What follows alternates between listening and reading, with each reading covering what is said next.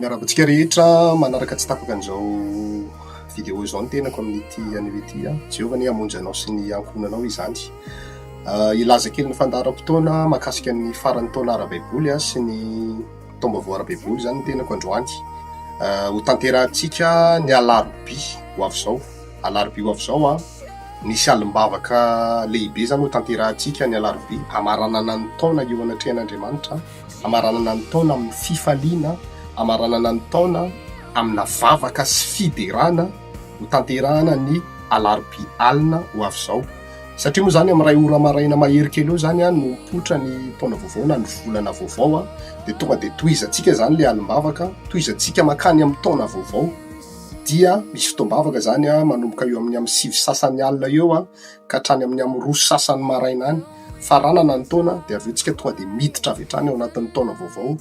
ara-baiboly, araka ny calendrier ara-baiboly moa zany no ilazako an'izany, fa ny calendrier grégoriana tsika efa tafiditra anatin'ny hoe taona 1920 fa ny calendrier ara-baiboly na ny calendrier lunaire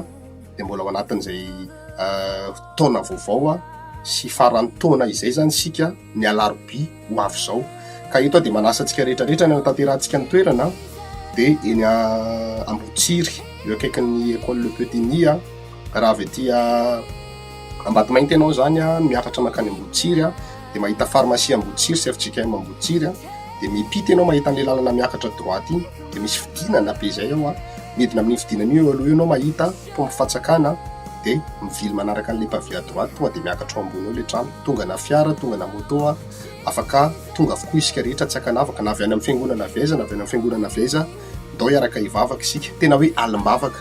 misy mpitendry misy mpihira arahana fanandratana an'Andriamanitra amin'ny lalan'ny hira, fiderana an'Andriamanitra amin'ny lalan'ny hira, vavaka etsy an-daniny, dao faranantsika amin'ny fomba miavaka ity taona ity. Mety hoe maro ny zavatra niainanao tamin'iny taona niainana iny taona lasa iny fa zao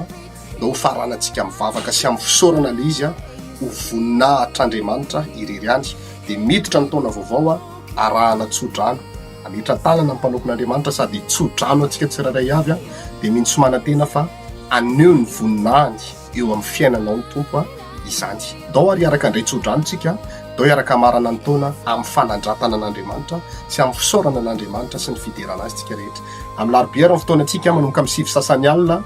eny Ambotsiry akaikin'ny école Le Petit-Ny no natanterantsika an'izay fotoana izay. Raha rosoa sy ny tsara ho anareo ny tenako samy hitahin'Andriamanitra daholo tompoko.